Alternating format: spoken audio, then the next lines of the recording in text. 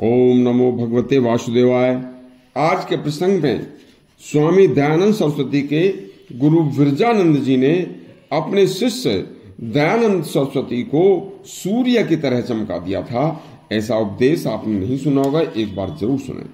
स्वामी दयानंद के पूज्य गुरु विरजानंद ने एक दिन स्वामी दयानंद सरस्वती से कहा कि हे पुत्र, तुम जैसा पवित्र सच्चा दृढ़ बाल ब्रह्मचारी दुनिया में शायद ही अब आगे कोई पैदा हो। तुम दया के सागर और परम आनंद की मूर्ति बन गए हो।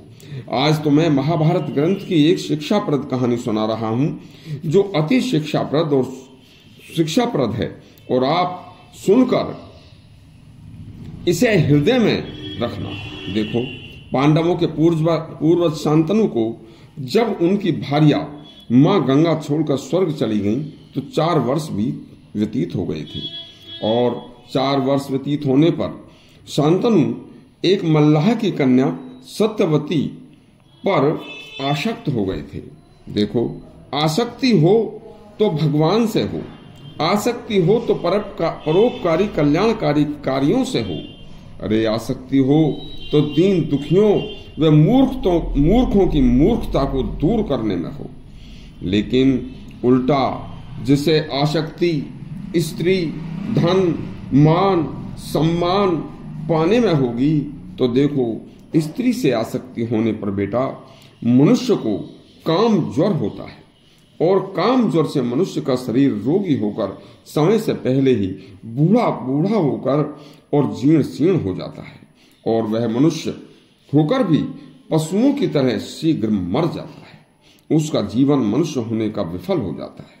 इसके बाद आसक्ति यदि धन में होगी, तो बेटा धन से भी मनुष्य में काम ज्वर पनपता है, और काम ज्वर एक ऐसा ज्वर है जो मनुष्य को गर्त में धकेल देता है।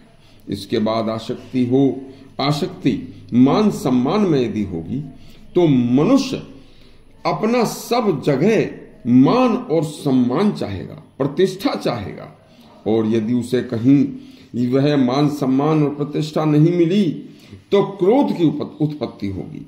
और वह क्रोध तभी आता है जब मनुष्य की चाही हुई कोई कामना पूर्ण नहीं होती।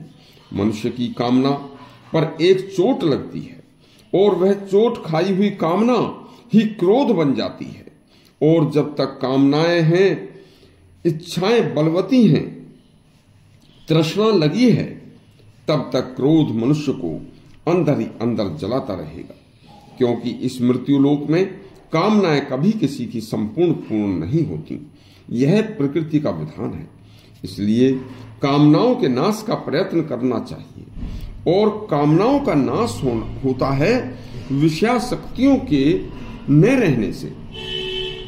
इसलिए मनुष्य को विषय भोगों के बदले भगवान में प्रीति पर उद्धार में अपने मन को लगाना चाहिए, और प्रीति की, जो भगवान की प्रीति की जाए, क्योंकि भगवान सर्वशक्तिमान और सर्वशक्तिमान है, और उसका विधान मंगलमय विधान है, जो अनुकूलता व प्रतिकूलता दोनों में मंगलमय दर्शन कराता है।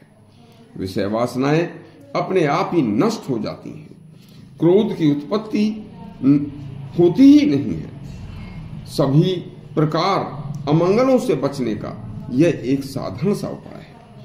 फिर उन्होंने रामायण की एक चौपाई सुनाई, मोह सकल व्याधिन कर मूला, तिन ते पुन उपजही बहुसूला।